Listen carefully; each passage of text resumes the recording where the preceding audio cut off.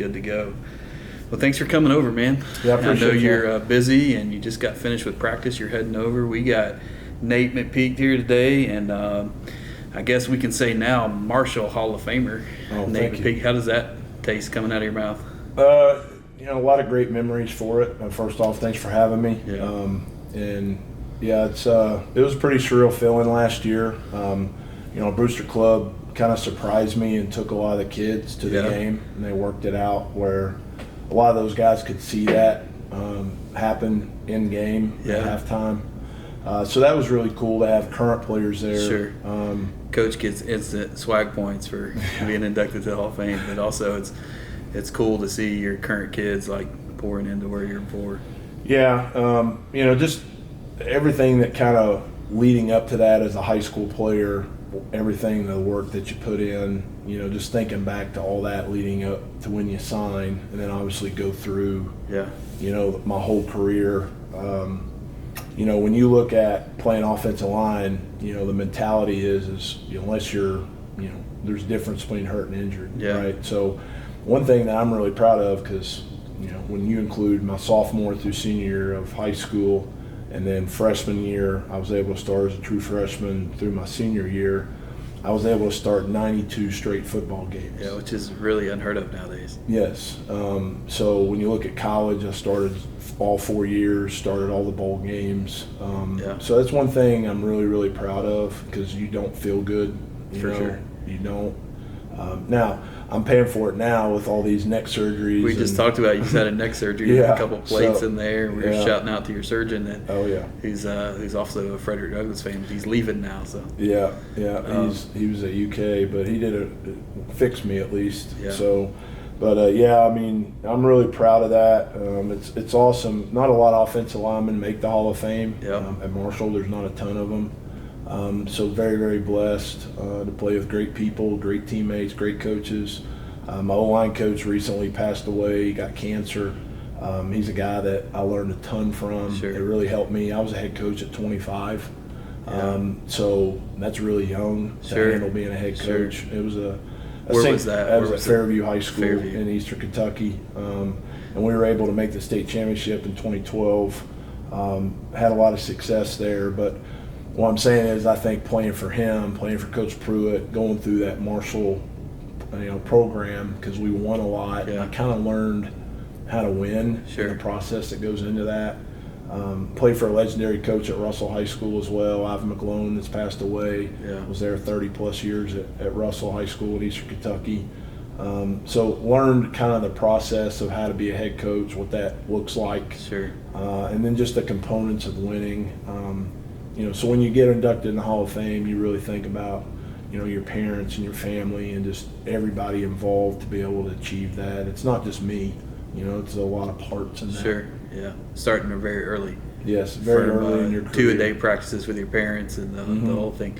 I heard you tell someone before, either on a Twitter or wherever it was, that you knew you wanted to coach really early when you were young. What was that about? How did you know? Well, my uncle, I grew up watching my uncle coach, Gary McPeek, that was at EKU, and he coached with us at Douglass, was the original AD at Douglass, and I followed his career. I always went with my grandparents, which both of them are passed away now on my dad's side, but I always grew up through middle school and elementary school on a football field. I was going to his games on Friday night. I was traveling to college games on the weekend with him or somebody. So football was kind of in the DNA. If you were to ask just the McPeek name back home where we're from, they would associate it with football. So it's kind of in my family's DNA. My grandfather was a high school official. He was a high school white hat. He actually helped start our youth league back home in Russell, in our JFL Junior Football League. My grandfather was part of the original founding fathers, I guess you could say, of our youth league back in the 1970s. That was a really good setup, really all the way through my high school career. So maybe you can tell me how the setup is. How do you have Russell, Raceland, and Greenup sitting on top of each other? It's all right there. And then you have Fairview too, which is a smaller independent school with Raceland. So it's all right there together. Boyd County's not far away. So, it's just kind of where your lines were and where you wanted to go.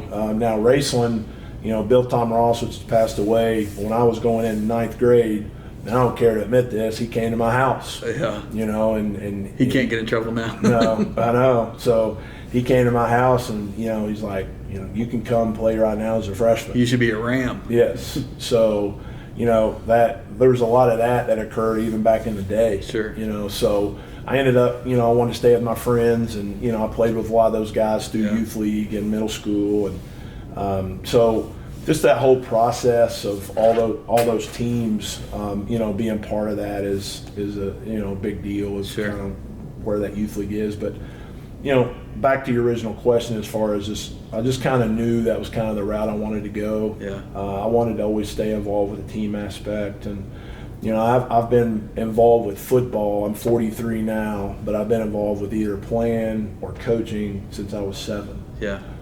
So being part of that team and part of that football culture is something that you get to.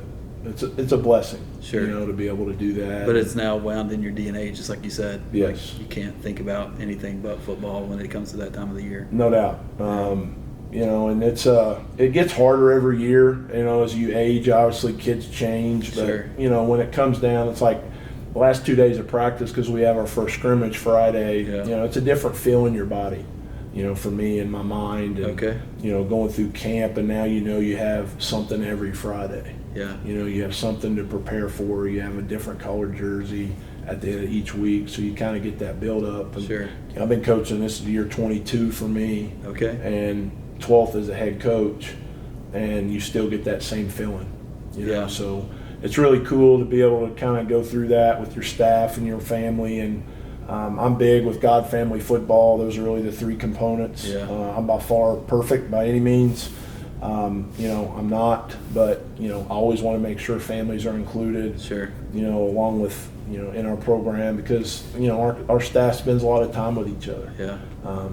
Some of it's thankless hours too. That Mm-hmm. people underestimate how much time is donated for high school staff. Oh, you're definitely a volunteer. Yeah. No doubt. Well, worse than a volunteer. Mm-hmm. You're negative equity on the amount of time that you put in, and sometimes the coaches' paychecks are not real paychecks, but it's simple as seeing a kid get a scholarship and playing for football. Sometimes it's Saturday morning when you get to turn on the TV and see your kids play, and then some coaches are lucky enough to turn their TV on Sundays and see their kiddos playing in the NFL. And so Kelly Wells is the athletic director at Morehead State. He used to be at UPike, so I'm a UPike guy. Yep. And he says that's the coach's paycheck, is when one of his basketball players gets married, or they have a kid, or they become a head coach, or all those things. So your legacy starts getting, your coaching tree starts getting spread out pretty wide, especially when you've been in it 20 years like you have. 22 years, you said. Yep. And so you'll start feeling older when you start coaching like sons and grandsons. When you start coaching grandsons of kids, then you're in trouble. Well, I'm coaching. It's kind of a funny story. I'm coaching triplets right now that are all in the same grade. Yeah. So they're all juniors, and then their younger brother is an incoming freshman. So I have 4 of them. Yeah. And then they have another brother that's going to be an 8th grader at Hayes. Okay. That plays football and basketball. Yeah. So I'm going to have a chance to have all 5 of them next year. That's awesome. So that doesn't happen very often. No, not 5 at one time. That's pretty cool. And you're right. I think right now we have over 20 guys that are going to be on Division I rosters this fall. Yeah. It's hard to get everywhere. I'm trying to work out. Dane transferred from UK to Nebraska. Yeah. So I'm trying to get out there and watch a game. Walker he's an old man. He's been at Clemson 6 years. Yep. I've seen him play. I'm going to try my best to get down there. This is last year. I got Devin Neal at Virginia. We have obviously 2 guys at UK. Yeah. We have a couple guys at Louisville.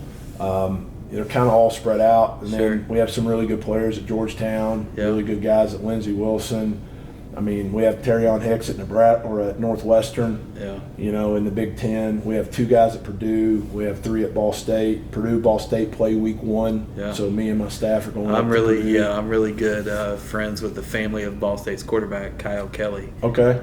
So they're Tampa kids. That's awesome. And I took his brother's surgery, and we became friends with the family there. So And he's been all around. He wasn't QB1 for a bit. They kind of put him out in the slot and did some stuff, but he's back now this year, so we're excited about that too.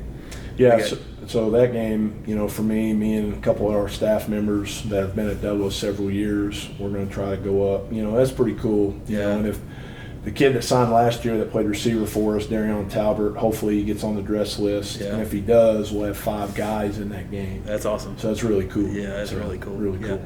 You'll be smiling the whole time. Doesn't matter the outcome on that one. No doubt. Yeah, for sure.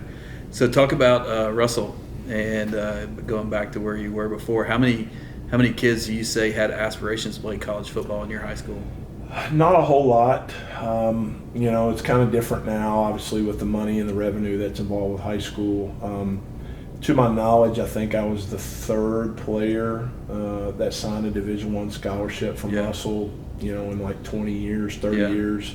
So there's not a ton of Division I kids from my area. Yeah. There's some good players, but not a ton. I was always a big guy. I'm 6'5". I was 317 pounds my senior year of high school, but I could run. I was running 5'1", 5 flat 40, which is comparable to NFL. Yeah. So I knew that, once I ran track in high school and threw shot and disc, ended up winning 3 state championships in that. So I knew that, I was going to get some looks really in both. Sure. But I actually probably had more offers in track than I did college football. Yeah, but you would have been kicked out of your family. I know. If you went through shot puts. Well, and then a lot of people don't maybe not realize this, but they're not given full rides in track. Yeah, it's partial scholarships. It's partials. So the most I got was like 40% pay versus 100 and all the meals and the room and board and everything else. And plus, I wanted to play college football for sure. It was a great time, great experience. Plus, it was awesome that you're like so close to home. You're in Huntington, West Virginia. You can throw a stone across the river and get to Huntington. And so I imagine your family got to watch you play. Yeah, I had at least one family member at all 52 games I started. That's unbelievable. Yeah, so that's a huge blessing.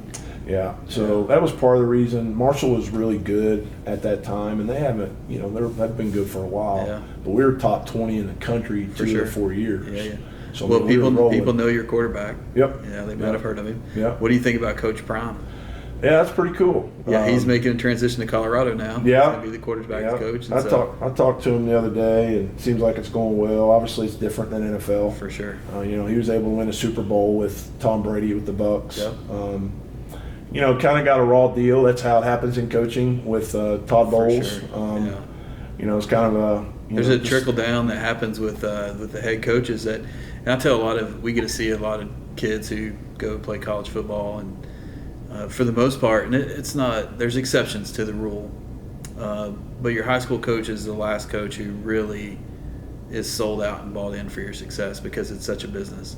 College coaches have to win now the way it is, because there's no excuse. You have NIL budget, you need to go make a team and be competitive, or else the hot seat's already started. For sure. And so they may love you, they may recruit you hard, but it's going to be your high school coach is the last coach who really is going to put it down and be sold out for you, because they have to run a business at the college level, and then obviously at the pro level it's even worse. You have to perform fast and furious. And when you have Tom Brady showing up in Tampa Bay, it kind of changes things for you in a good way. I was there before Tom Brady showed up when I lived in Tampa. Okay. And then we saw the circus come in when he came in, obviously with a lot of success. And it's exciting. And it's crazy, the full circle thing that's happening with Dion in Tampa, and Shiloh being an undrafted free agent for the Bucs, who I think he's going to make the squad.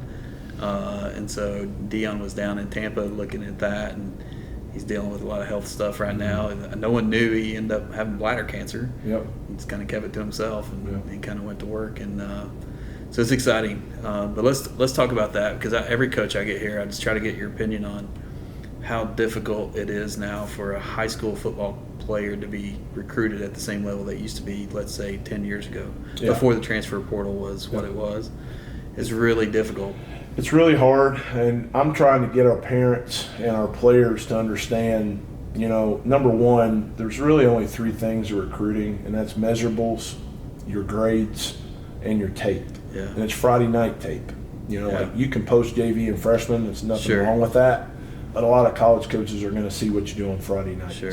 And so really it's those three things. So if I have an incoming freshman that has the measurables, I'm going to have that conversation. Sure. With them and the parent. If they don't, maybe they develop it later. Sure. But when they come in as a freshman, if they have the measurables and they have the athleticism, I'm going to have that discussion. Yeah. This is something that do they give happen. the permission? Do you want to play college football? Can I push you? Yes. And figure it out. So for them, like I have that discussion on, you have to get your body set up to succeed. So when you talk about body weight, size, speed, all those things, I think there's more pressure on the high school coach and the high school staff to at least give that information to the parent on. There has to be some upfront investment now, especially. For sure. So that's set some diet, expectation nutrition. At the bottom side, yeah. Because, for example, we have a linebacker that has been offered by Louisville, and that offer may or may not be committable based upon his body weight. Sure. He's a really good player, but if he doesn't get to 215, 220, they're probably not going to let him sign. They'll pull that. Yeah, for sure. So, and I've told his mom and him that, like you have a job to do. Yeah. He's about 202, 203 as a junior right now. So it's very doable. Yeah, you can get there if he puts the work in. But it's got to be a job. For sure. So I just use that as an example for there's not going to be a college coach at the Power 4 level that takes a chance on a high school kid anymore. You don't have to. That's the problem. No. Like they'll go and say, okay, somebody's just balled out at Eastern. Yep. We'll take that kid. We know he's been in the weight room. We know he's been through the trenches, and he spent 2 years there and it's shined. So we'll come on over and move on up. Yep. And it's that way in every sport. Yep. Baseball, you look at University of Kentucky baseball. I follow it really close. It's like we just don't take high school kids. No. We got 2 or 3 that we'd be willing to take, but it's like move over from the OVC, move over from the MAC, move over from wherever you're coming from, or even lateral moves, SEC moves. Yeah. And so, it's really hard, and things have changed tremendously. I was in Tampa, Florida since 2017, and it's a highly recruited area for high school football. And so coaches will land in Tampa, and in any given Friday night, you can catch 3 really, really competitive games with 4 and 5 star kids here in the city of Tampa. They wouldn't necessarily make the trip up to the next county up, Pasco, or the next county over towards Lakeland, but they would stay in that Tampa area. And then when the transfer portal hit, they just quit coming. Mm-hmm. Like there was times where a kid that would have 25 coaches at their preseason practice, has 5. Yep. And that trickle-down effect has benefited programs who are below the SEC level or ACC or Power 4. Yep. And so now they're late, though, to the game because they're waiting to see what comes their way. So it's probably the hardest environment I can remember for a high school kid currently, especially if – and there's nothing wrong with it for sure, but especially if you have Power 4, D1 dreams to be like, I want to play at the highest level possible. Sometimes those are getting passed on now. Yep. There's a kid I'll just say it, I don't get in trouble, I don't care. There's a kid that played at LCA named Kenyatta Harge who walked on at UK, and every coach that passed on him missed. Mm-hmm. And there's hundreds of coaches across the country who missed it. Could have had that kid. Yep. And he's a maniac of a player. Yep. And everybody missed because they were looking for the transfer portal and looking for the other stuff. And the other thing that happened, I don't know how much you see this, but the NAI level stuff got messed up a little bit with the timing of their financial aid.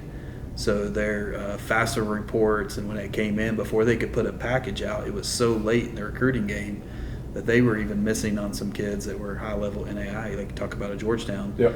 Georgetown's been playing great NAI football for a long, long time. Yep. And they were missing on kids because they couldn't get their financial aid package in order because of just the FAFSA stuff. Yep. So the high school recruiting stuff, if you have a kid that's coming in, you said you have the measurables, do you sit down with them and the parents and say, do you want to play college football, or you just say, or would you drive them towards that? What does that conversation sound like? Yeah, so for me at Douglass, and this isn't the case for every high school program, I don't mean this as a negative, but every high school program is not going to have year in and year out college prospects. Yeah. We do. Sure. We do at Douglass. And I feel like when I came, I'm not from Lexington, But I felt like when I came here and I moved here in 2016, I thought there was a lot of wasted talent in football around here. And I just thought there wasn't a lot of attention to detail about it. And I'm not saying certain programs, I'm saying generally. Sure. I felt like there was a lot of kids that are falling through the cracks. Yeah. And one thing that meaning that they were playing but not performing at their higher level, or they Correct. weren't even playing at all? No, they were playing, but they weren't, doing a lot in the off season. Okay. It was kind of a hobby. Yeah. Lack of discipline, Sure. lack of commitment, just all the things. I just saw a lot of that. Sure. And again, not placing blame, I just think that was kind of a mentality amongst a lot of places. Yeah. And I think since then, and I'll be honest, I think since we've been at Douglass, we've kind of helped change that in football, for the better. I think there's better coaches at the other programs. I think there's better players. But I feel like my number one job at Douglass is if a kid wants to play college football, my goal is to help him do that. Yeah. And I know a lot of coaches say that in cliche, but some places aren't going to have that year in and year out. Sure. I'm talking about NAI level players, D2, D3, group of 5, Power 4, whatever. So I feel like that's my number one job at Douglass is the player develop. Yeah. Spend a lot of time in the weight room, spend a lot of time on nutrition, understanding that, what their recruiting process is. Because not all these kids have, great situations at home. Sure. It's their way out. Yeah.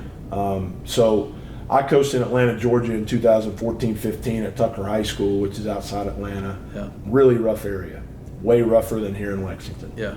And the difference of those kids versus a lot of kids in Lexington is they know that's their way out. There's a sense of desperation that Correct. you can't teach. Correct. Like if you have it, then same Tampa, Florida.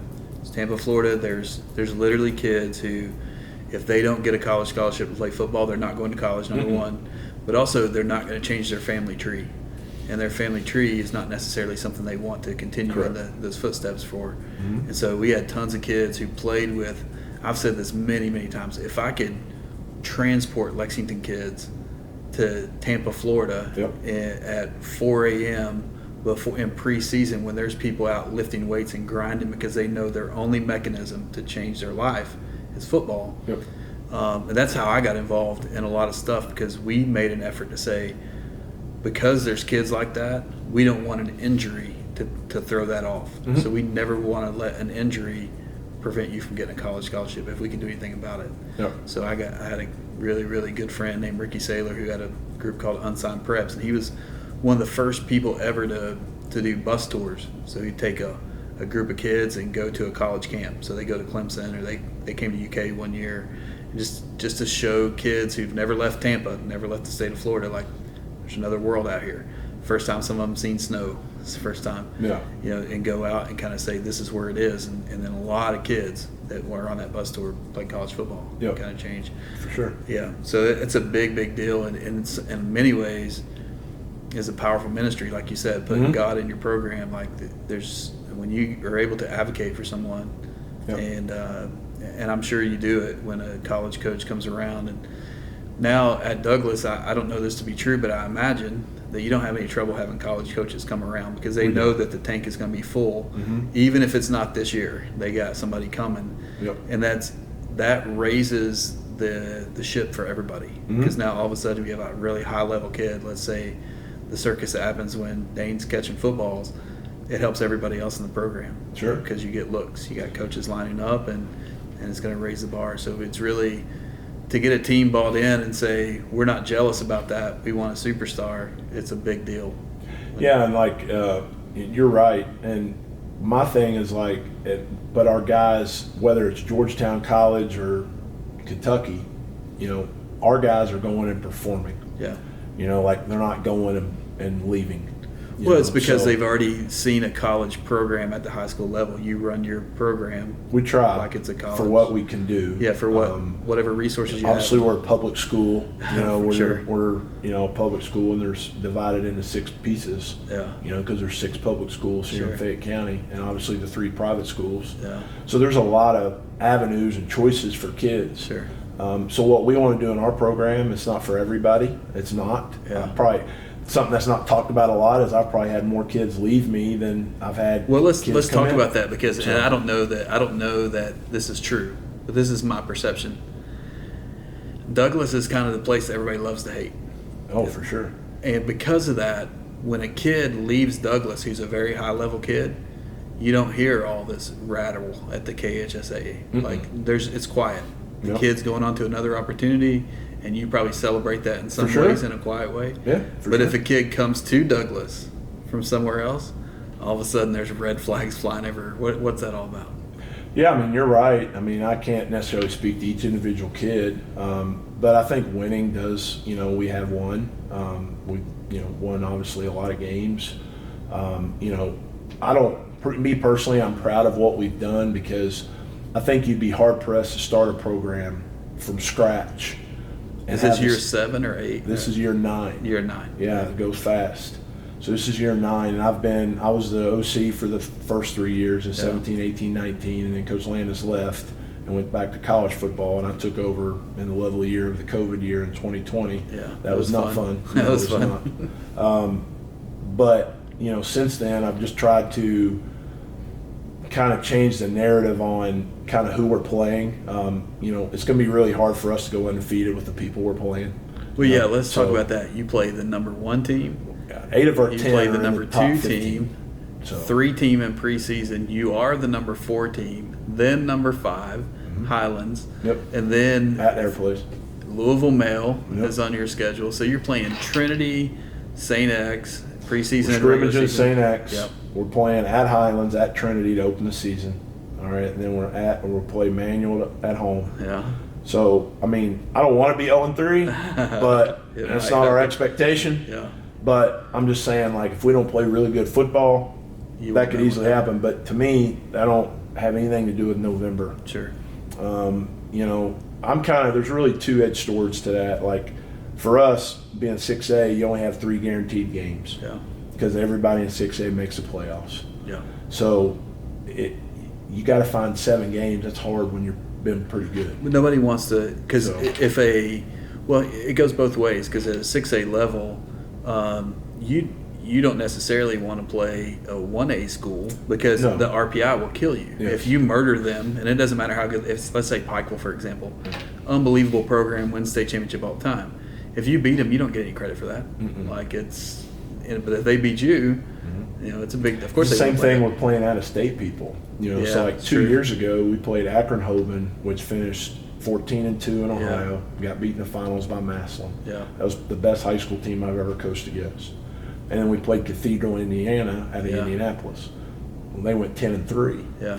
So my point is RPI-wise, those 2 teams go in as 5-5. Yeah, they're washed. Yeah. So they're not 5-5 teams. No doubt. So that's the reason that I tried to go away from that, if I could, just to try to schedule in-state, regardless how hard it is. Man, Boyle. We didn't mention Boyle Yeah, County. we You end the finished- season with boys. You play Corbin. Yep, we play all the top 4A dogs. Is this the hardest schedule you've ever had? I think so, in-state for sure. I think personally we have the hardest public school schedule in the whole state of Kentucky. Yeah. I really do. There's not any breaks. I didn't see any. There's none. And then, our district is very competitive. It's definitely better than our cross district. So the district is Bryan Station, us, Tate's Bryan Creek. Station, Bryan Station, Madison Central, and GRC. Okay, yeah. And then the other one that we cross with is the other 4 Lexington high schools. Yeah.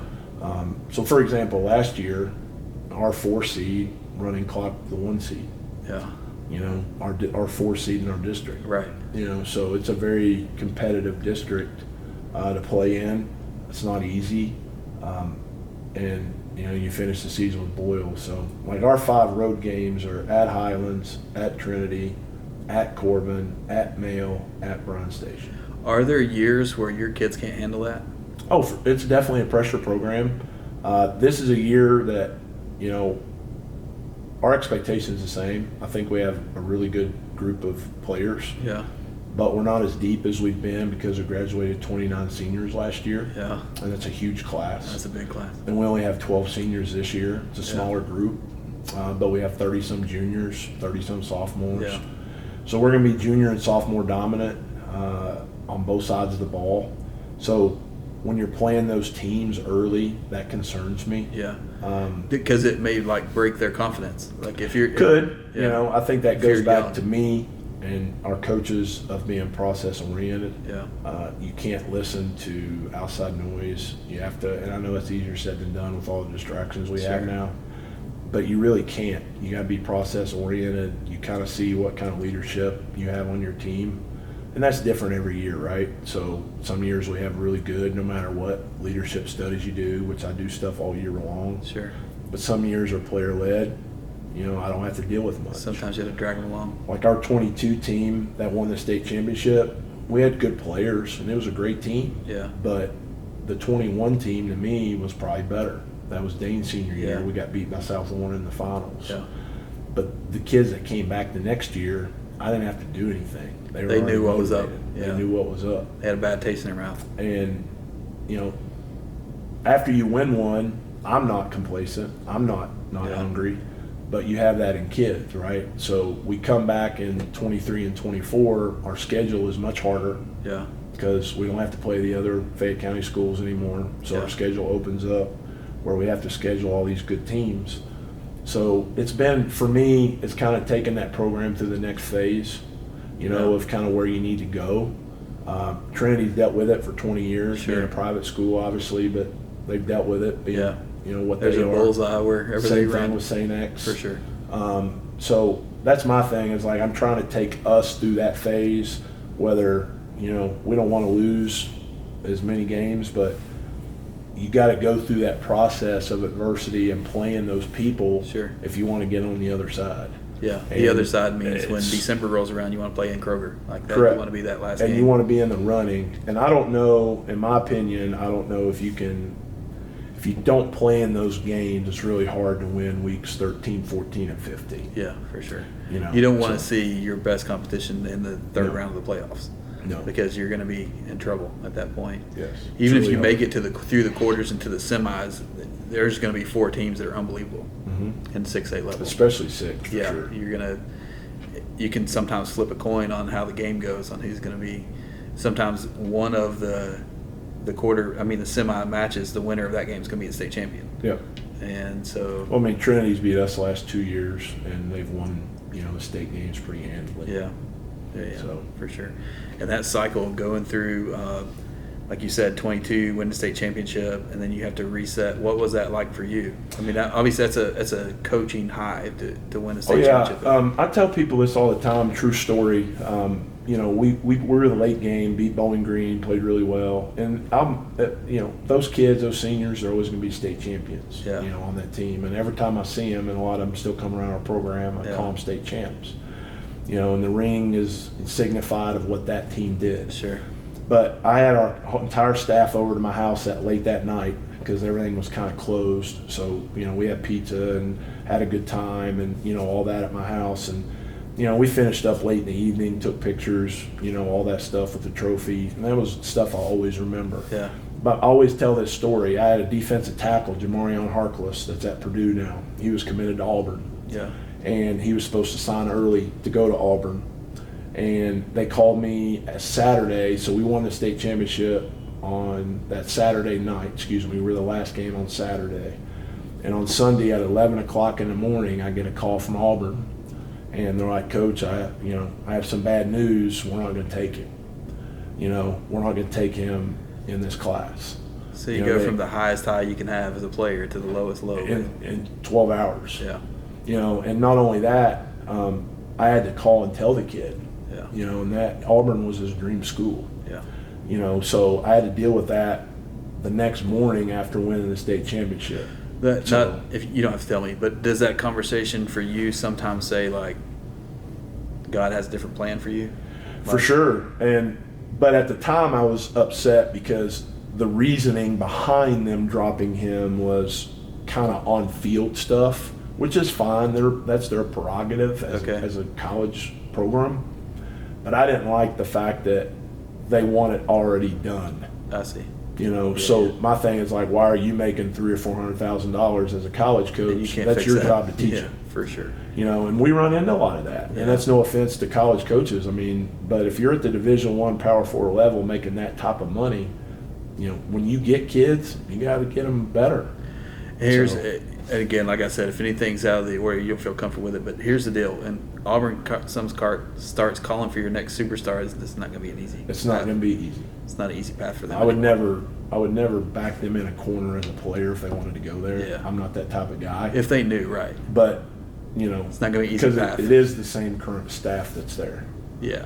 You know, so like Yeah. it's just, you know, it was not a good thing to do that. We ended up finding him something. He ended up at Purdue. He's probably Sure. gonna get a lot of reps this year Yeah. as a D tackle, and he's happy. Good. So that's the biggest thing. Yeah. But I mean, I tell you that story because life goes on. Sure.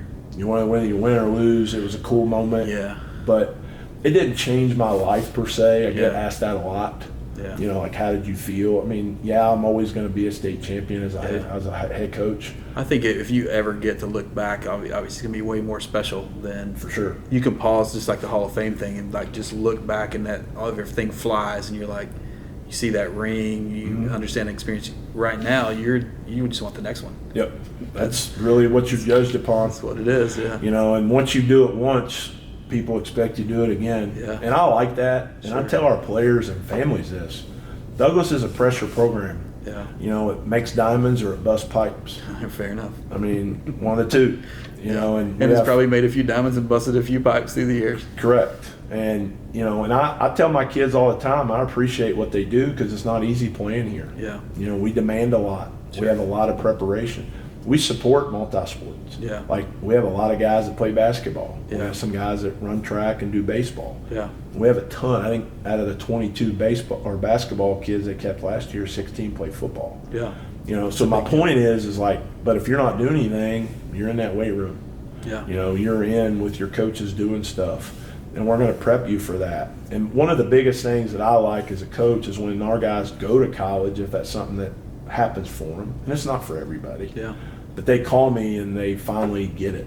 Yeah. You know, like, Coach, I get what you were saying, or Coach, I felt ahead of these other incoming freshmen. Yeah. You know, because I'm always asking feedback from them. Because you on want to adjust. what Yeah. I can do better. Yeah. You know, what can I do to help prepare you better? Yeah. Whether that's mental health, whether that's in the weight room, or whether that's playbook installs. Yeah. You know, all those things, you know, I can't simulate everything, but like, did you feel behind or did you feel ahead? Yeah. And most of the feedback I'm getting, so I know we're doing stuff right, is very positive. Yeah. They You felt know, like they're in felt a good like- spot. Yes. You know, and there's some guys that are coming in, they're athletic, but they may have never done a snatch or a power clean in the Yeah. weight room, or, you know, and there's some programs that don't do it. Yeah. You know, so like, we try to transition them into knowing how to do a meeting, how to take notes. Sure. You know, we can't simulate. Like, I have a kid that's at Western right now. He called me the other night, played for me on the O-line. He's like, Coach, we just had a 3-hour offensive meeting.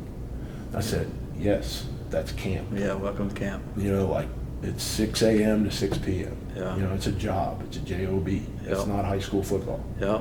You know, and he's getting it, but he's also like, Coach, you. He's like, is this you right? told the Are they truth. supposed to do this? You told the truth. Like, I'm trying to get them prepared for that. Yeah. Like, you know, then they have a 45-minute install signal drill. Like, the whole offense is in there going over all the signals. Yeah. You know, so just using those as examples, I'm trying to, you know, get them better with that aspect. What did you think when Dane went to Nebraska? I wasn't surprised just because, you know, he's been through 3 offensive coordinators. Yeah.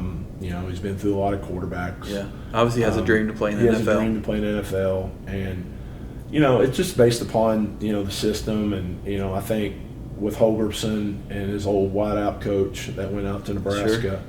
that was really too much for him to pass up. Yeah. Now, I am surprised he didn't go to an SEC school. Yeah. You know, he's a great player. You know, I hope he has a great year. I hope Yeah. he stays healthy. Yeah. Because he's definitely, when you watch him body-wise, he's an NFL body receiver. Sure. You know, so definitely I could see him, you know, being a day 1, day 2 draft pick if he has a good year this year. But Yeah. super proud of him. He's got a great family. Sure. His dad coached with me for 5 years. Played at UK. Yeah. And I'm sure that, as a family, when he's a That's Kentucky tough. alumnus. Well, So- I mean, even not just the Kentucky alumnus, like Big Blue Nation's losing their brain. Sure. Because, like, if we're losing a kid who's from Lexington, whose dad played at UK, like, we got problems. Right. And so that was the whole banter, like, Yeah.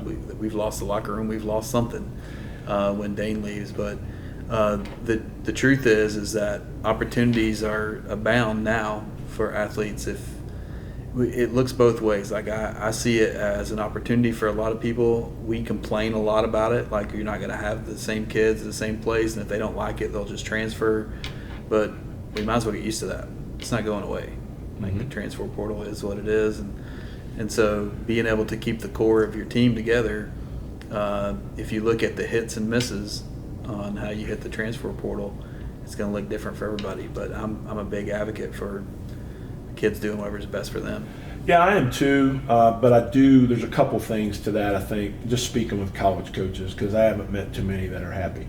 Yeah. So they need to go to one window, and then there's already been discussions of that Yeah. instead of two. Sure.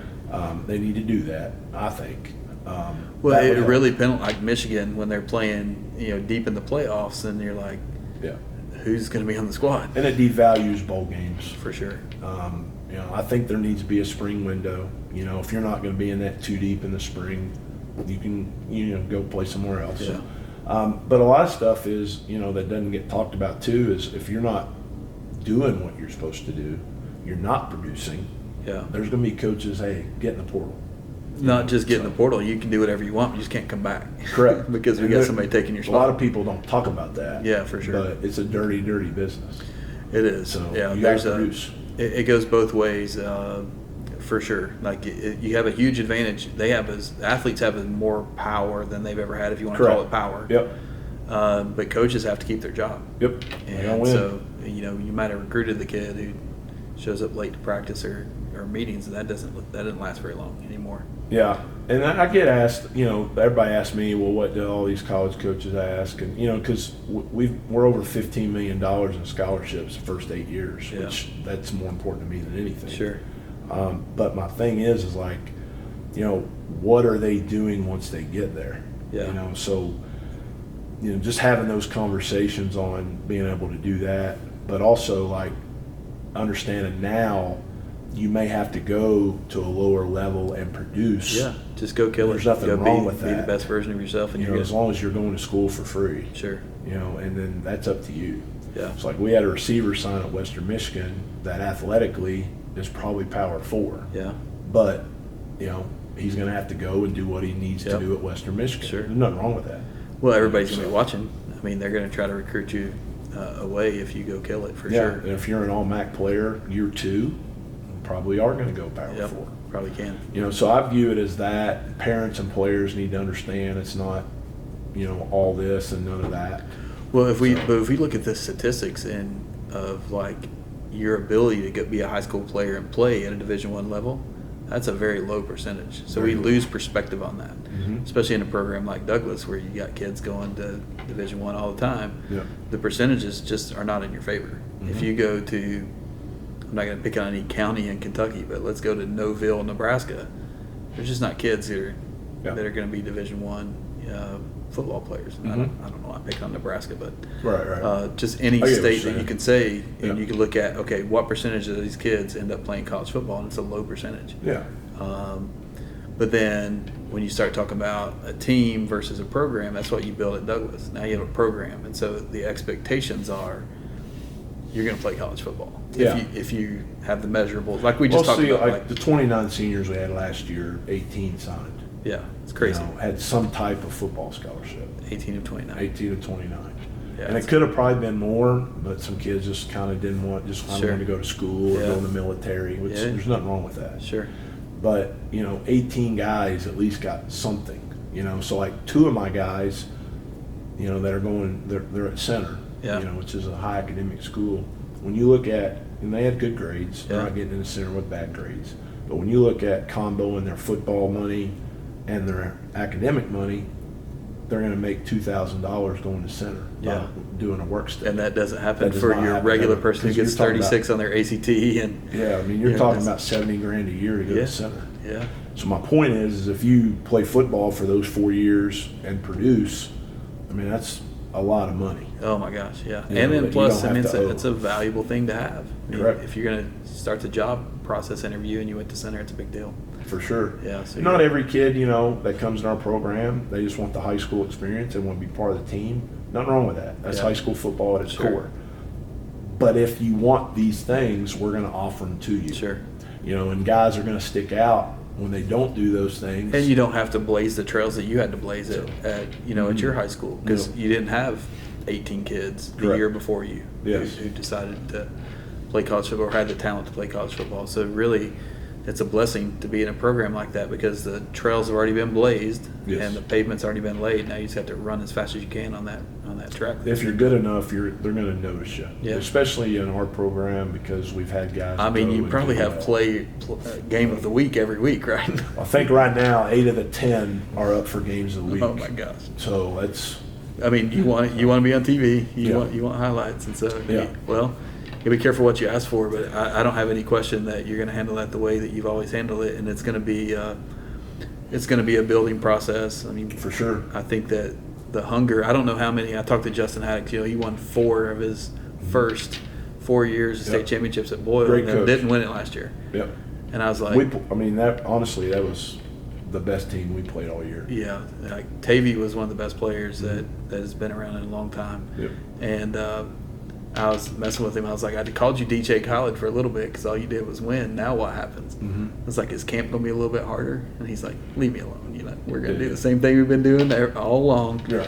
And talk about that. How many head coaches in Kentucky do you know are friendly with? Is that a pretty tight knit group? How do you guys?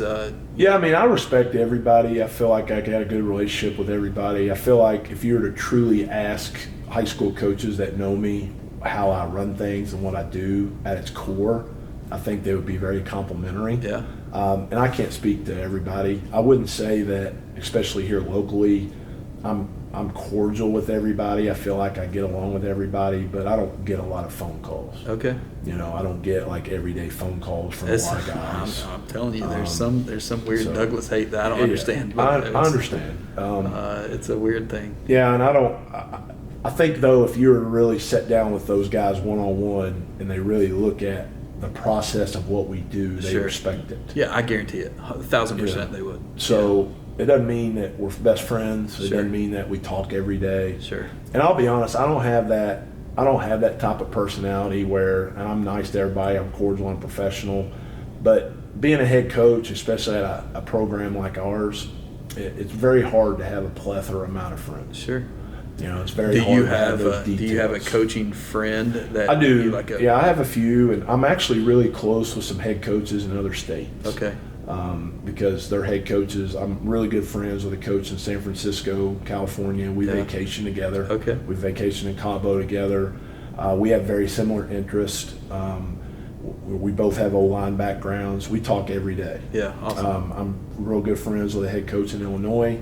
I'm really good friends with a head coach in Kansas. Gotcha. We got to know one another during the COVID. Okay. Because coaches were bored and we did Zooms and Zoom you meetings. get on them chat rooms. It's kind of a funny story, but I've been really close with those guys since then. Yeah. And we're in a group text with each other. We video chat with each other. We bounce that's ideas great. off each other. Yeah, I think it's important to have at least one. For sure. So you can go. Even in my world, it's great to have a colleague that you can send a message to or call because it's unique, and you have to have somebody that understands what it is. Mm-hmm. Like you can talk to your wife. She knows it. I'm sure your wife understands football better than most people on the planet. Way better than she used to, that's for sure. But also, like, you're not going to ask her the same things that you're going to ask your coaching friends. When it's like, okay, I'm in a rut, or how do I get out of this rut? Stuff that you're not going to do in an interview. You're not going to tell people, like, I feel like I'm in a rut. Yeah. But you may call your buddy and be like, all right, what do you do when this happens? What do you do when that happens? Oh, for sure. And, I've been in, before my neck surgery, the last 2 years, I've been in physical pain, and that wears on you mentally. Yeah. I don't care to, and I've told coaches this, I was ready to walk away, because I felt that bad. Yeah. I felt that poor because it's really hard to feel that way and also coach. especially being a head coach. You also went through, and I think you did, like you lost a bunch of weight. I lost 85 pounds. 85 pounds. Was that a game changer? It was, and I did it because I was trying to avoid the neck surgery because I was told, because I did the shots and I did all that. Ended up not helping. Yeah. Ended up having to have it done. Yeah. But definitely, because I was over 300 pounds since I was senior year in high school. Yeah. And it's hard for offensive linemen to take it off. It is. Because you go, even to the physical effort that you give at the highest level, you're still maintaining. You got to eat the calories, so you're used to it. Yeah, that's right. The appetite doesn't go away. No, and your mind used to that. So, I lost the weight, and I felt really good. But, going through that process, my wife and my close friends knew that something wasn't right. Yeah. So I knew, I had to get something done. Sure. I do feel a lot better now, but all of us go through those things. Sure. You have those moments, and you have those, when you're going through all that. And this job is really hard because, there's not a lot of appreciation for what you do. Sure. Especially with social media. Well, it's thankless most of the time until you win the state championship. Mm-hmm. Then it's a lot of thankfuls. For sure. At that time, but sure. Lots of times it's a thankless job for sure. Yeah. And it's great to have high expectations. You said it yourself. You want the expectations to be high. Yeah, I do. And so you set those on yourself, and you set it on your program. But yeah, there's some. And I know lots of coaches. There's some lonely nights where you're staring at the ceiling, and sure. I'll say it, like second guessing your career choice. There's times when that happens, and sometimes it's in stuff you can't control. Yep. And that's what makes it hard. Yep. The stuff you can control, you can control. Yeah, and the thing about my job in education and coaching, and like you said, a lot of coaches, every day is so different. Yeah. It is Groundhog Day. Yeah. You get involved, boom, boom, boom, you get into a schedule, but you never know day to day what's going to pop up. Yeah. And that's in education, that's in coaching. Yeah. That's in a football game. That's in a football game. It's organized chaos. Yeah. And, like for me, I want music blaring in practice. I want our kids chirping. I want it, it's controlled. I don't want to be undisciplined. Sure. But I want that type of environment because that's what we're going to be playing in. Yeah. When you go to Highlands, they're going to say some choice words to you. For sure. When you go to Trinity, those Catholic kids are nasty. Just and they're being honest. smart too. They're smart. They know what they're doing. They know exactly how to get to you. Correct. So I want our kids to experience that in practice. Sure. Because it's organized chaos. I want to create as much of that. I have a music box. I'll wheel it out and put it behind the offensive huddle. How much Ozzy Osbourne? So a little bit. We try to let the kids, deal with some stuff that's obviously as clean as possible. Sure. But what they're used to listening to. But my point is, I'll drag it right behind the huddle just to create more and more communication and lack of communication. Because if they can do it then, you can do it in a game. For sure. And sometimes we fail at that. And sometimes I leave practice going, are we going to get a first down this year? Well, I think I have an idea, though. So if you have 2 twins and a couple, 5 siblings coming in, they should be able to speak without speaking. You would think. So we're going to set the expectations that you would think you're going to be able to talk to each other without. You would think. Yeah, that's for sure. What positions do they play? One of them will probably be our starting quarterback. Yeah. The other one's a receiver. The other one will be in the mix to play running back. Yeah. And then the other ones that are younger are tight end type guys. Yeah. So, it's kind of a plethora amount of different positions they play. What if you had to write the playbook? Let's go back to 1990. What year did you graduate high school? 2000. Let's go back to 1999. You knew at that time already you're going to be a coach. Yep. It was in your blood. Yep. If you could have written down the playbook, and maybe you did, a lot of athletes would do that. If you could have written your playbook on what 2025 would have looked like, what would you have said then in 99? That's a great question. I didn't really have, at that time, I didn't know that I would, I guess, kind of move around as much as, and I haven't been at a ton of jobs, but going from spending most of my career near home and going to college near home, and then all of a sudden going to Atlanta, Georgia, and then going from Atlanta, Georgia up here to Lexington. Yeah. I didn't necessarily. It's a little different than Correct. Greenup County. Yeah, for sure. And, I tell people all the time, my experience in Georgia helped me for this job. Yeah. Because it's a very similar inner city, urban, public school. Yeah. So if I went from Greenup County to Douglass, I would probably struggle more. Okay. Just with the type of environment you're in. Not that they're bad kids or not, it's just different. Sure. You know, and it's not a bad different, it's just different. Yeah. You know, so like getting used to that aspect, I think helped prepare me for that. Sure. And give me perspective on it.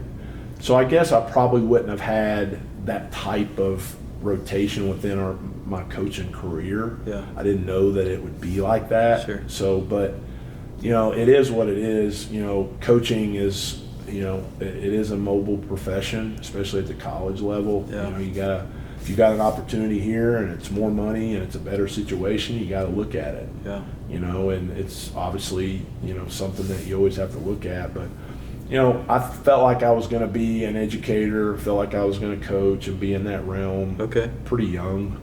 I knew I didn't want to be a doctor. I don't like blood, no offense. I don't like blood and all that stuff. I don't do well with all that stuff. Sure. You know, and even being a football player as long as I have and dealing with injuries, that's just not something I knew I didn't want to do. Yeah. You know, I didn't want to go into like financial stuff. Sure. I don't know enough about it. I'm not interested enough. I really respect people that do because Sure.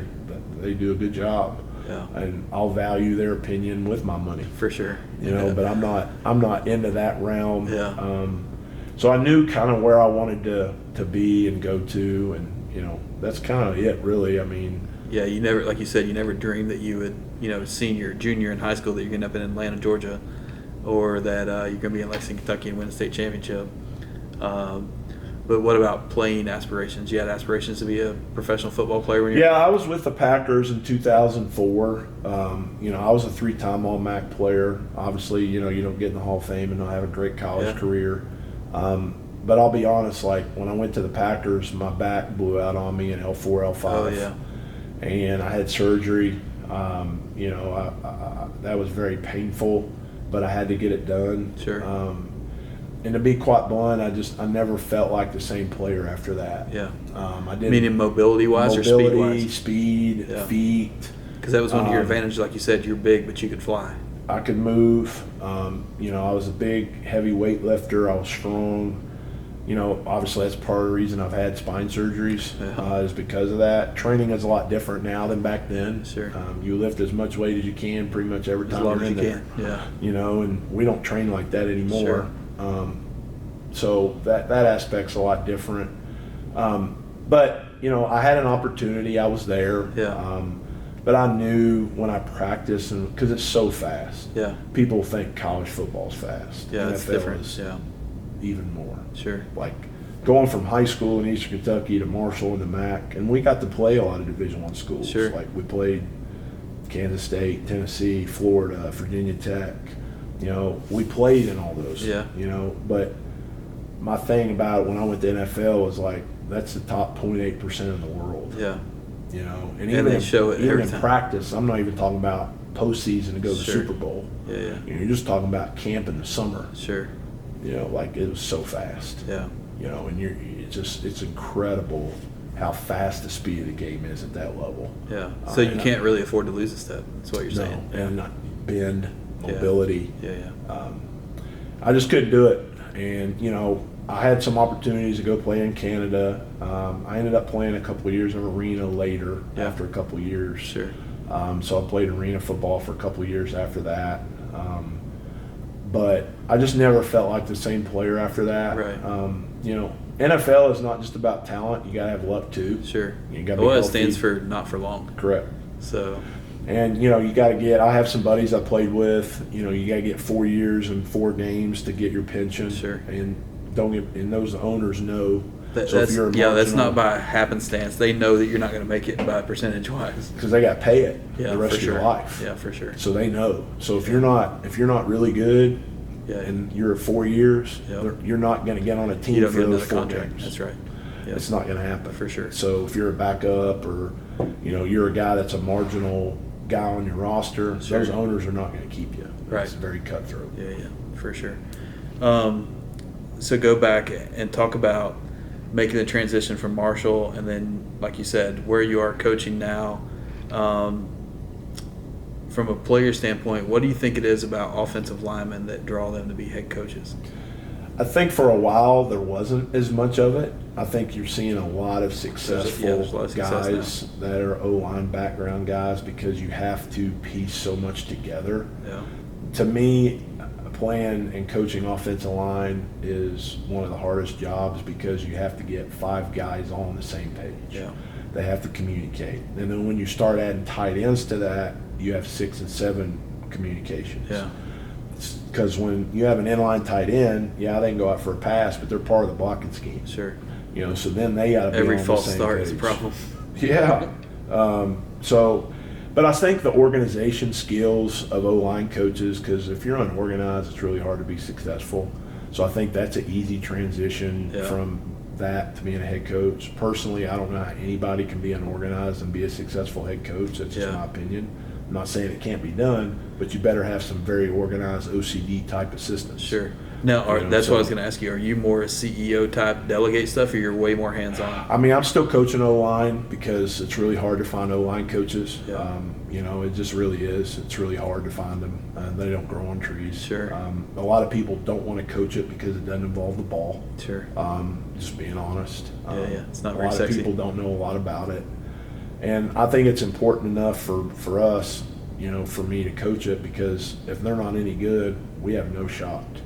So evolution of the game of football. If you look at college football through the years, professional football, like you throw the ball now. So what does that evolution of offensive line look like through the years? It's definitely a skill set. And I tell our guys this all the time. You can't be big, fat, and slow anymore. Okay. You might have got away with that back in the 70s and 80s on defense. When you just lay on somebody. Defenses just played straight 4-3.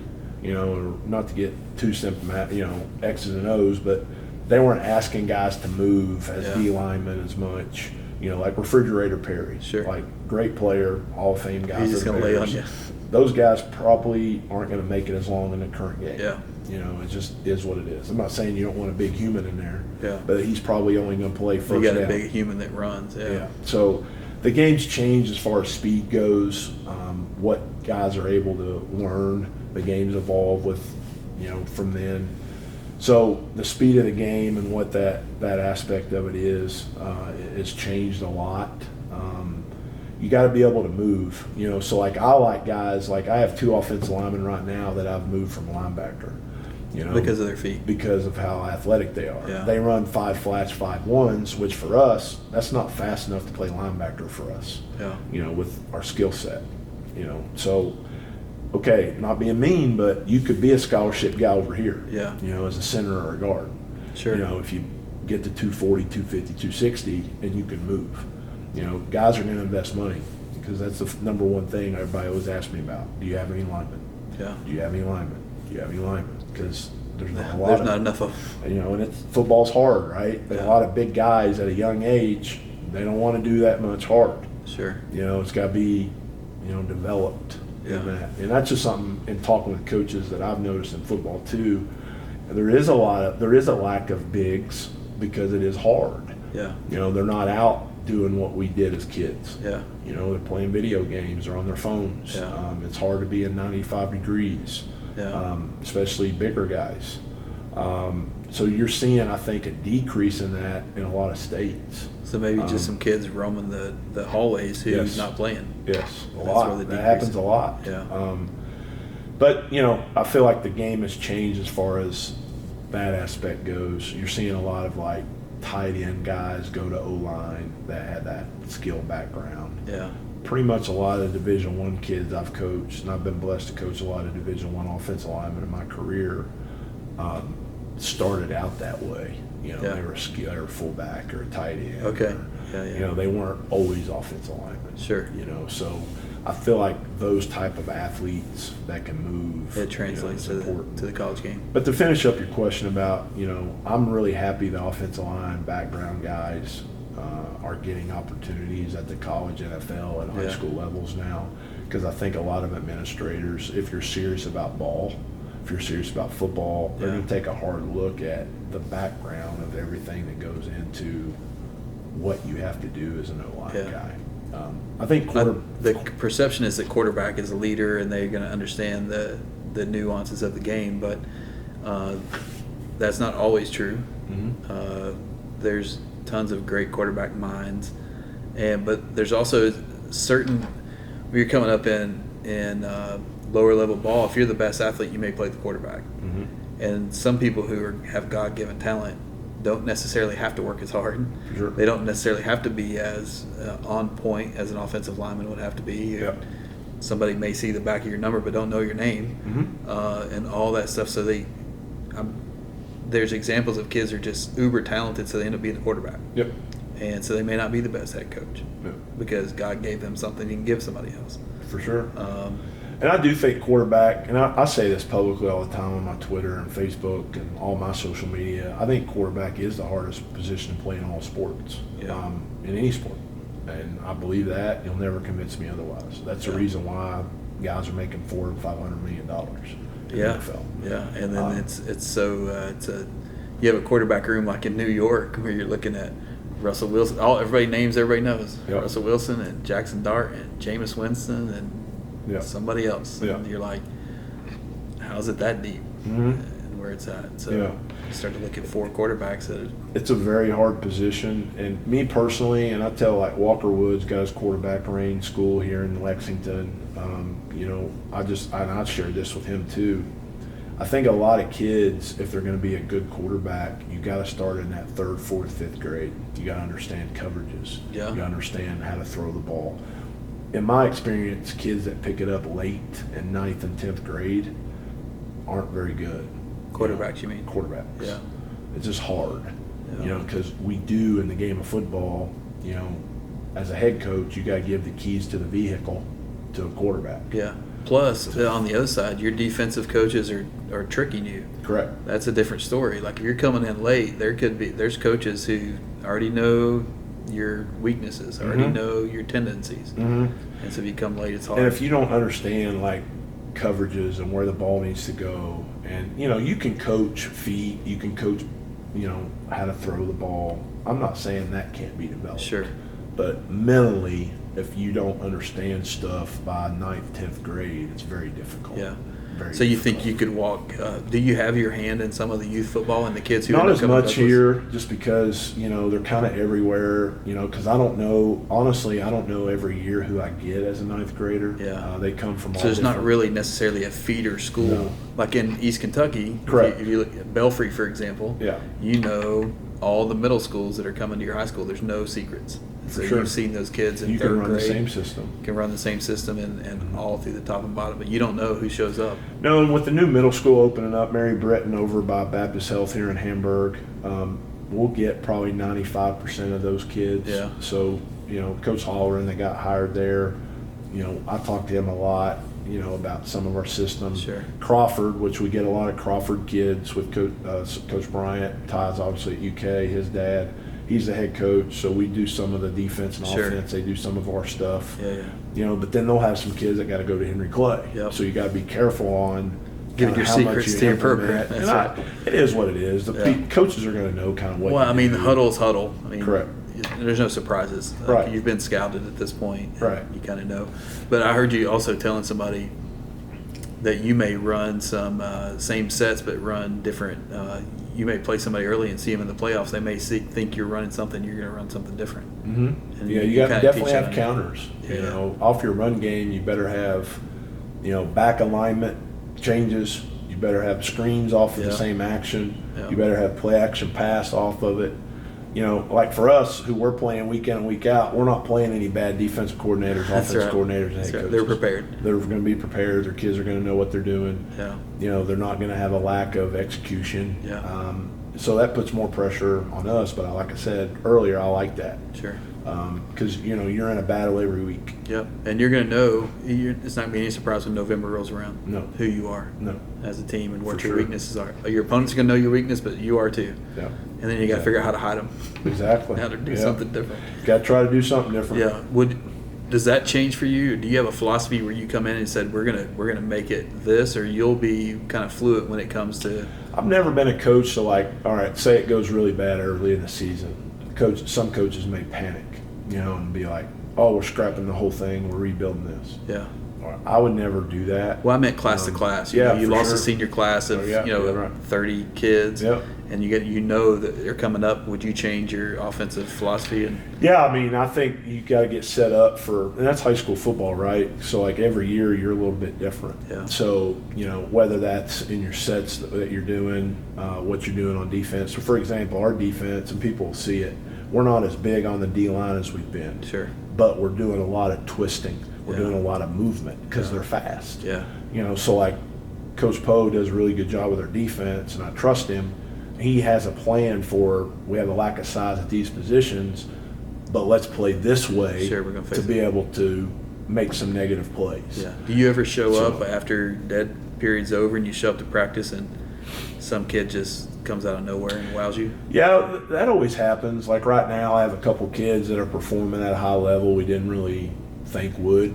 But on the flip side of that, you have some kids that disappoint you. Yeah. You know, that you think Yeah. are going to be players, and they're not quite grown up yet. They're too goofy. Yeah. They're not mature enough. Fair enough. You know, so I mean, you have really both. You know, like right now, we have a safety that's athletic as all get out. You know, I don't want to name his name, but Sure. he's just very immature. Yeah. He can't handle The stage. the stage yet. He can't handle everything that goes into being a starting varsity safety. Yeah. And, you know, you have that too. And you just hope that you have health to where maybe that kid gets better throughout the year Sure. to where he can perform when he's needed. Sure. To me, that's going to be the key for us this year is, you know, I hope it goes well, but we're going to have a lot of down moments too with the people we're playing. Sure. So how are those guys going to respond and get better from week 1, 2, 3 to 8, 9, 10? Sure. You know, so regardless of the scoreboard, for me, you know, we're going to expect to win every game. That's our expectation. Sure. But, you know, with the people we're playing, we're going to be in battles in the second half, and it comes into execution. Yeah, you spoke to it already, but like your expectations as a program can't be set to win the state championship every year, because if it is, then you're going to have years that were successful in many other ways that you feel like you're a disappointment. Correct. And so you can't set your program standards of, you want to win a state championship every year, of course. You want to be the last team playing. But if that's your standard of what success was, you're going to have a lot of unsuccessful years. For sure. When they were really successful, actually. For sure. Because you can't tell how the football bounces sometimes. You can't tell what the weather's going to do, and you can't tell when the kicker shoe slips. Yeah, it's a great point. And, you know, obviously as a coach too, you look at each team that you have and kind of what is the ceiling. Yeah. You know, like for me, I know I always want this ceiling. Yeah. You know, we always want to try our best to get there in Yeah. the way we practice and the way we lift weights and Yeah. our preparation. But some years, you know, you have injuries. You know, you have somebody that maybe doesn't perform. It's Yeah. like, I mean, they're kids, right? They're Sure. teenagers. So hopefully they play well. You Yeah. prepare them to play well, but they may not. Yeah. You know, so that's stuff that you can't really control. Yeah. You know, you can, but you can't. You know, What's so- your quirks? What would your assistant coaches behind your back make fun of you about? I probably don't have enough. I probably don't have enough fun. You know, I'm It's pretty, the NFL, the no fun league. I'm pretty straight laced. Yeah.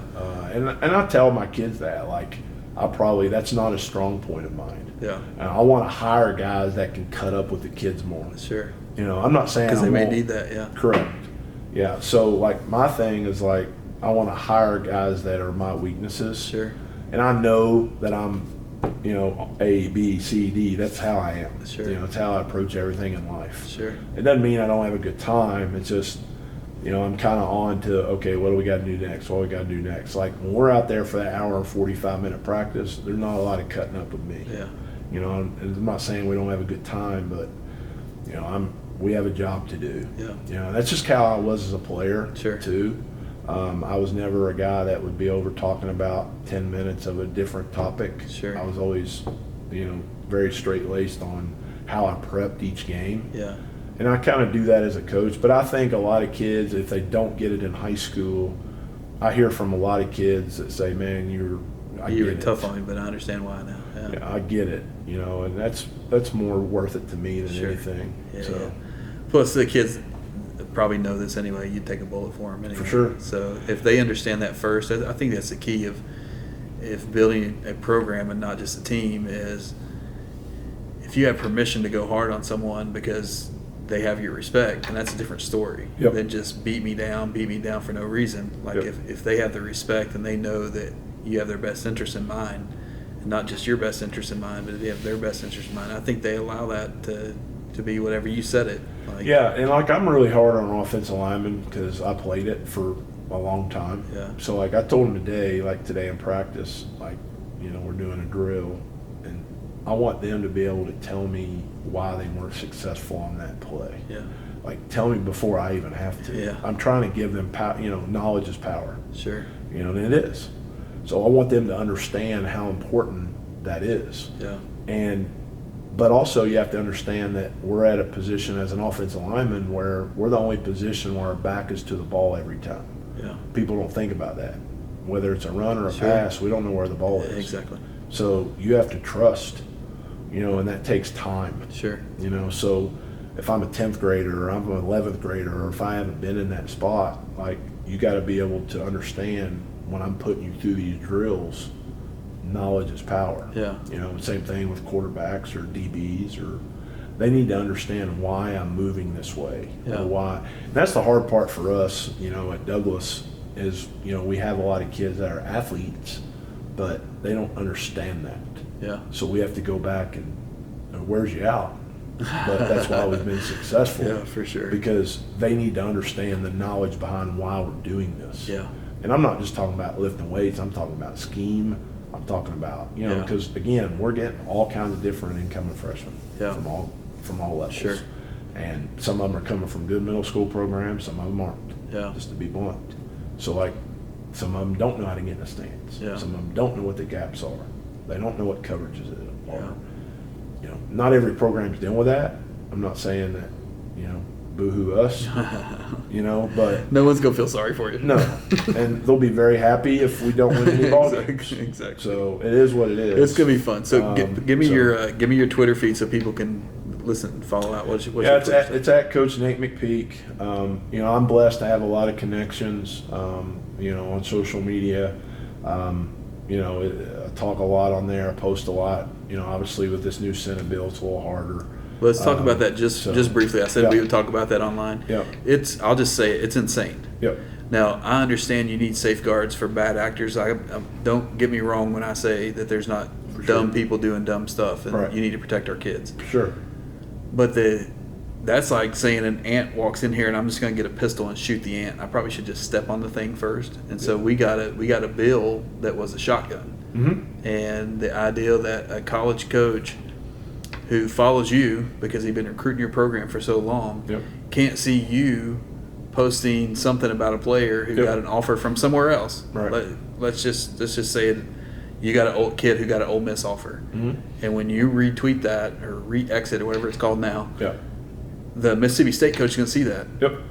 The Kentucky coach is going to see that, Mm-hmm. and everyone knows that's how the thing starts to roll It's all downhill. about relationships. Like, wait a second, I know their crew, and if they offered, what am I missing? Yep. And so those relationships that you build, it's really insanely important in college recruiting, which is already difficult. We already said this is the most difficult time Yep.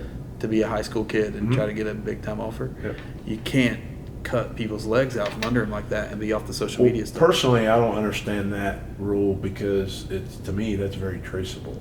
Like Yeah. it's not private. That's right. So- Like if you're the bad actor, like, let's just find out who that is. Correct. Because you posted it, you Correct. sent it. It's not Correct. going away. Even Snapchat's snappable. Like Yeah. you can find out what it is. Right.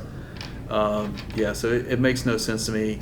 The problem is, I think now it requires that the legislators come back to do something about Yeah, it. but that won't happen. And it's till not gonna happen this January. year. I do Yeah. think they'll make some changes. Yeah.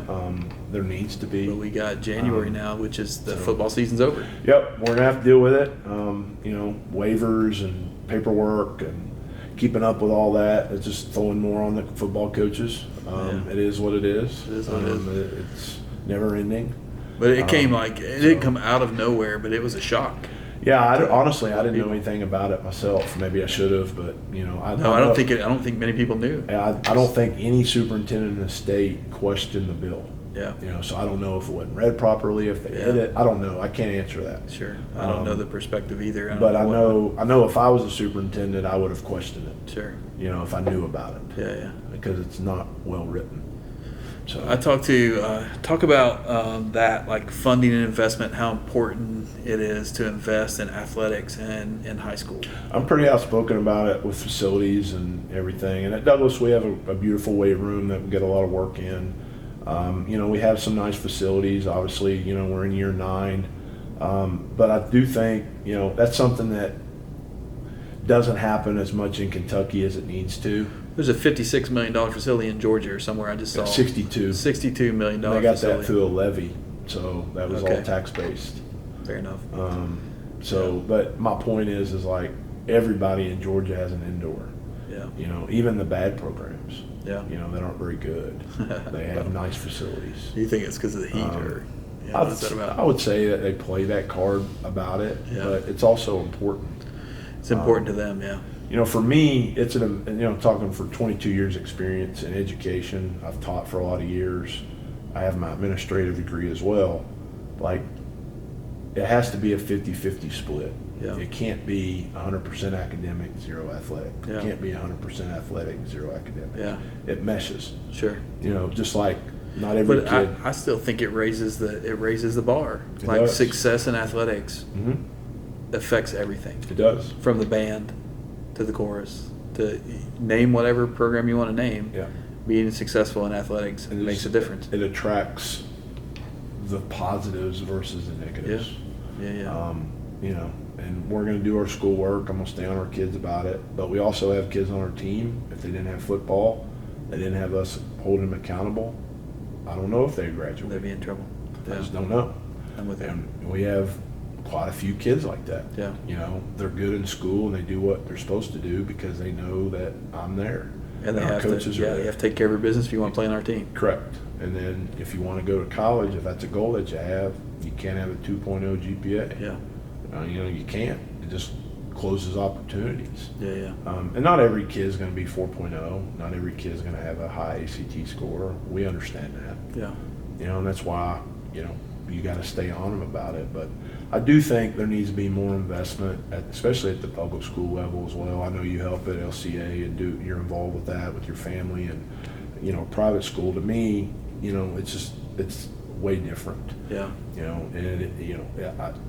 Private schools have their issues, public schools have their issues. It is what it is. But I do think to compare both of them to the same is it's not the same. I would think through a cycle, and maybe differences. it has been done. I think there would be a cycle at some point. And there's no studies that say this, but if you're a college athlete, you're probably better at life. Mm-hmm. In For general. sure. Like I don't think there's any study that's ever proven that. And it doesn't mean you have to be a college athlete to be good at life. For sure. You can go cure cancer. Yep. And be great at life. Mm-hmm. But if you're a college athlete, the amount of effort that it takes and discipline it takes, and that's why these companies want to hire college athletes. Yeah. When you're finished playing, if you're not going to be a professional, companies are going to fight for you because of the discipline that you had to go through to be successful. So if that's the case, then why don't we have more people? And why don't we push more people towards college athletics? Because if what we're trying to do is just say we want the kids to be successful, well, we have a mechanism. Yep. Turn them into a college athlete. And not only that, like our military leaders are former athletes. Yeah. Well, what I was getting ready to say, and I forgot what I was saying, is you would think at some point somebody comes through the state of Kentucky who was a college athlete. Yep. And someone had paved the road for them, and they just say, you know what, we're flipping this whole thing on its head. Mm-hmm. There's going to be funding. Yep. There's going to be, or somebody comes to Lexington, and they're a former college athlete, and they're going to be like, this is not going to be popular. I don't care. This is what we're doing for athletics. You would think. We haven't had it yet. I know. I agree.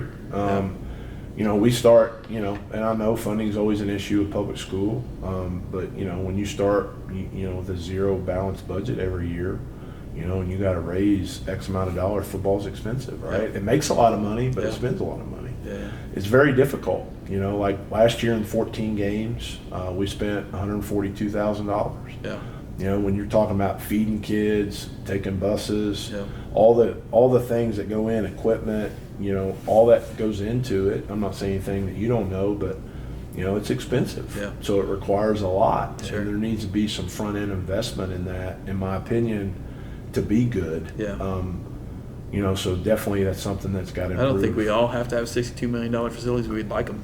For sure. If we can get them, that's for sure. No doubt. But even if you look back, and I was talking to somebody else about this, if we look back to 1995, Tim Couch coming out of Leslie County, there were not 50 high-level football players in the state of Kentucky who could be recruited at the level they are now. And that's changed over time. For sure. Like currently, right now, you can get some really high-level quality football players in the state of Kentucky, and it's not one kid from Leslie County anymore, or one kid's from Highlands now, or like it used to be. And I think that momentum needs to push forward, not hit the brakes. Like you need to double down on that and say, let's keep raising the bar. And then what happens is you start getting recruited more. And then the bar gets raised again. You start getting recruited, and the bar raises again. But inside Lexington's really insane. The numbers of kids who go to play college football inside of Fayette County is really insane compared to what it was before. Yep. But it's really high right now. Yep. And so I think we just got to hammer down. I agree. Louisville obviously is bigger than Lexington. They get a lot too. But when you look at those two avenues, I agree with you. We got to continue to grow the game. I think we got to make it here in Lexington. You got to make it. I know LCA's got a good youth program. Doug runs it and has ran it. Now Oakley's obviously the head coach, but they got a really good youth league. Yeah. Because we've had players on our team that are freshmen that played in that league as youngsters. Yeah. So I know it's ran well. I think we got to invest more on that end for sure in this city. But it would be helpful if you knew exactly where your kids were coming from. For sure. If there was some mechanism that you can be involved in like that.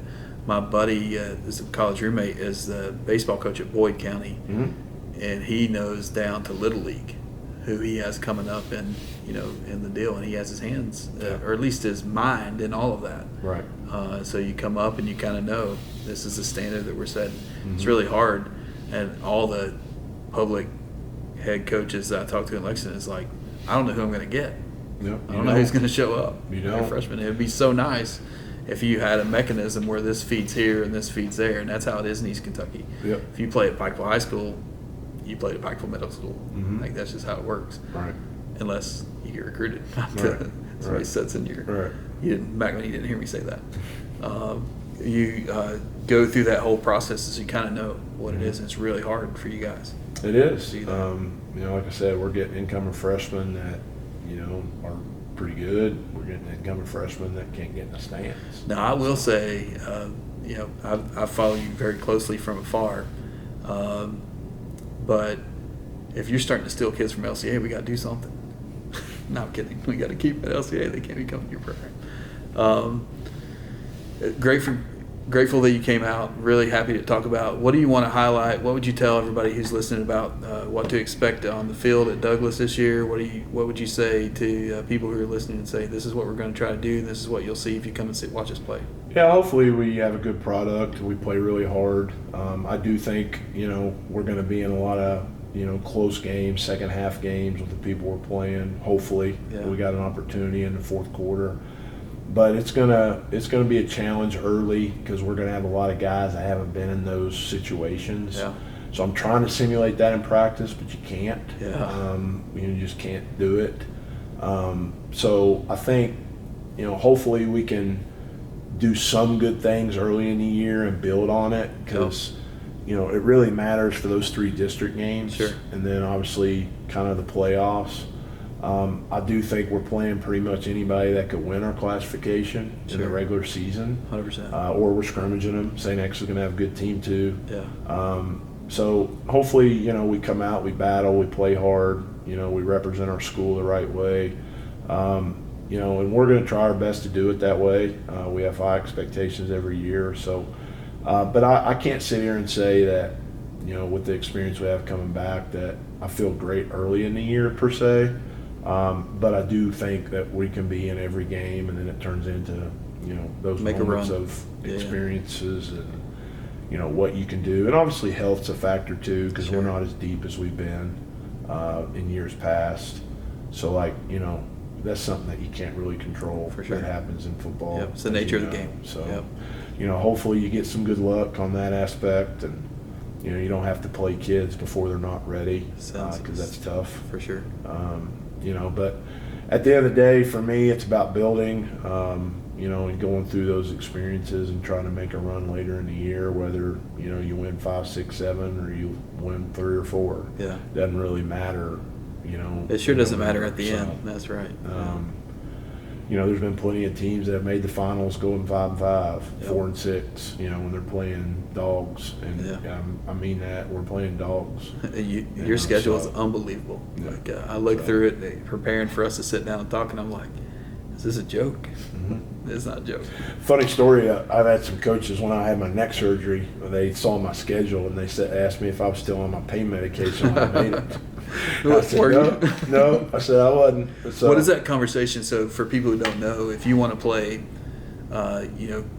St. X and Male, and when you're building your schedule, does that require a phone call? Like how does that? Yeah, how does that email, work out? phone calls, and to be honest with you, because of our success, it's hard to find games. Yeah.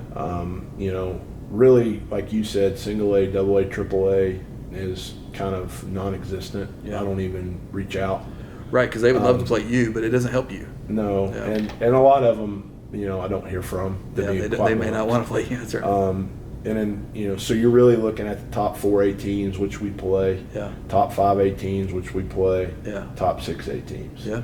And that's just kind of where we're at. Is it always going to be that way as long as you're I there? think so. I mean, I don't see it. Whether yeah, exactly. I mean, I hope that we're competitive like that year in and year out. Yeah. It would be nice, when you have a year where you don't have as much experience. Like, it would be nice to have a couple of warm-ups. Yeah. As far as maybe teams that don't have a bunch of Division I guys. Sure. But we're not in that realm right now. Sure.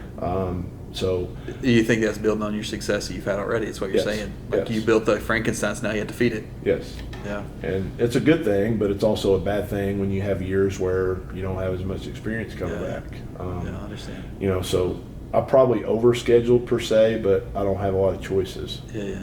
So either that or you don't play 10 games. If there's one kiddo, and I would wish I give you the opportunity to talk about all your seniors and all the other stuff. We can do that in some form, but if there's somebody that a coach needs to get after, give me somebody who they need to be listening for. I mean, we have a really good junior class, but our seniors, Tim Jackson's having a great fall camp, and he's a big kid. His brother plays at Kentucky State, played for us. Tim is starting to figure it out. He's 6'6", he's 330. Yeah. He's got good movement skills. He hasn't played much varsity to Yeah. this point, as crazy as that is to say his size. And Yeah. he never quite put it together, and right now he's putting it together. Yeah. And he's going to be, hopefully he stays healthy. I think he's going to have a big year. Awesome. Very, very, we haven't been able to block him very well in camp. Nice. So he's been really good. Awesome. And schools are going to ask about him because he's got the measurables. He's big. Yeah. So I think he's going to have a great year. We have a really good junior class. We have 7 kids right now in that class with offers at Group of 4 Okay. or Group of 5 or Power 4. I think we have a Mr. Football candidate at running back. Dakari Talbert kid's really good. He does some things you can't coach. Yeah. He's not talked about a lot, but I think he's one of those guys. I think he's going to have one of those years if he stays healthy. He's really good. So I know he's not a senior, but that junior class is really good. There's some really talented players in that group.